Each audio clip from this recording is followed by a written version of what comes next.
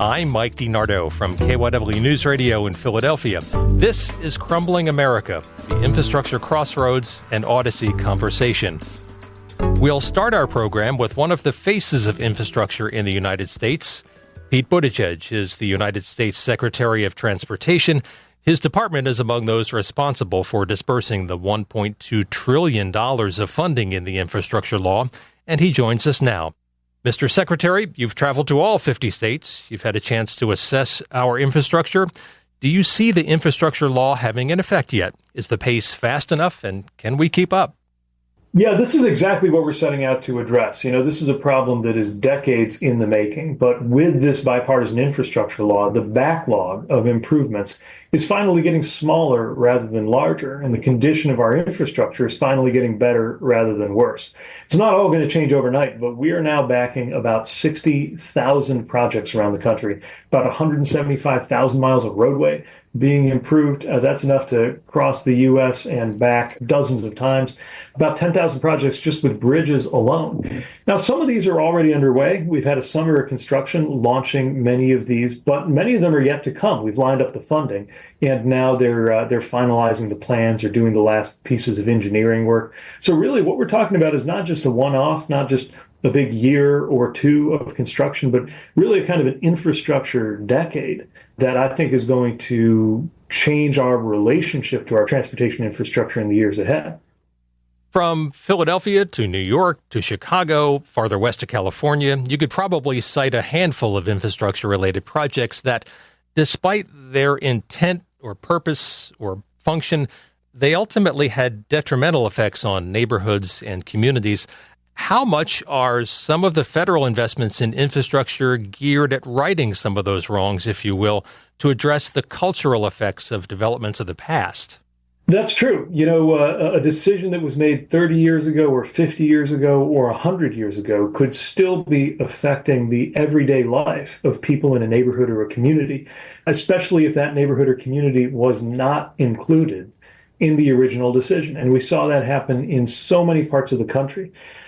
The whole point of infrastructure is to connect, and yet we've seen many places where this transportation infrastructure has actually served to divide, sometimes cutting a neighborhood or a community in two. There's examples of that everywhere from Detroit to Buffalo, New York to Birmingham, Alabama, and there's an example of that in Philadelphia with this Vine Street Expressway and the way it cuts through Chinatown.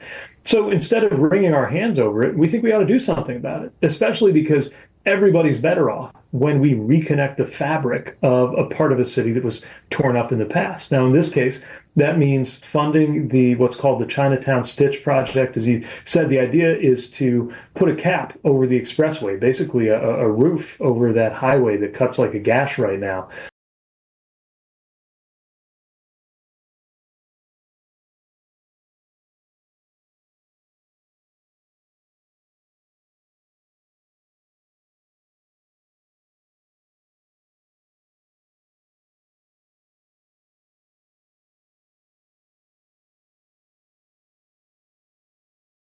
Community. We're offering $159 million to get the job done, and with it are going to see the creation of one of the rarest things in the world, which is new land in the heart of a city, because of course there will be green space and new acreage right over the top of what is currently kind of a cut through the neighborhood that is that expressway. Sure. We should point out that federal money is also going to the project to put a cap over I-95, which separated the city from its waterfront along the Delaware River. Same concept there, I imagine. Yes, that's right. That one's longer in the making, but will have the same overall idea. And, it's different from place to place. Some places, it's a full-on covering of a highway. Other places, it may be more about making sure there's better transit connections or a pedestrian bridge. It really, we're not one size fits all. Actually, we don't design any of these projects at the DOT. The projects come from the community. The funding comes from Washington, because for too long, that funding has been missing. As you know, problems abound with the country's aviation system. How will the infrastructure law address aviation capacity? Well, that's definitely an issue. It's been a head spinning change. When I first got here into this job 3.5 years ago, the big question about our aviation sector was, are the airlines all going to go out of business? Now we see the opposite problem, really swift growth in aviation passenger demand. Of course, that's a good sign economically, but we need to make sure our capacity can keep up.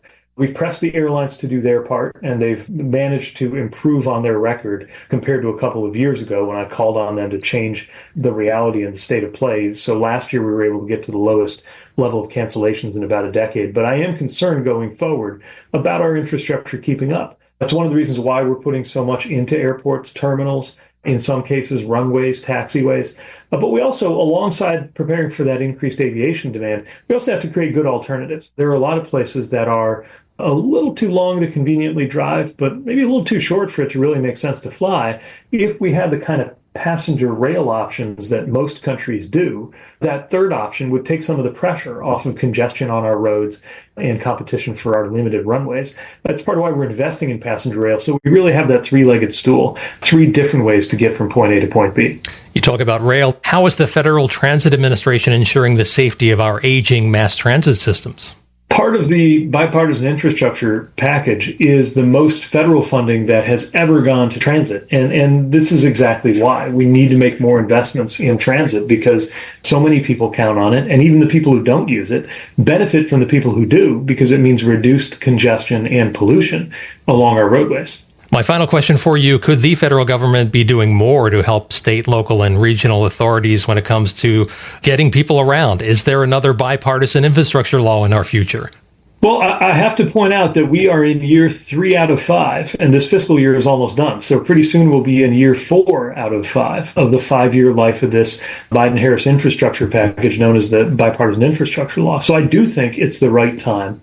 We really need to start the conversation about what the next 5-year surface bill ought to look like. I think we've learned a lot. A lot of things are going right with the infrastructure bill we're in now, but there's clearly going to be more need. We've got to be smart about using our dollars well and putting up the kinds of investments that are really going to benefit us. And I expect the next year will bring a very robust conversation about what that looks like in practice for the future. We'll watch that play out. Mr. Secretary, thank you for joining us. Thank you. It's a privilege to be with you.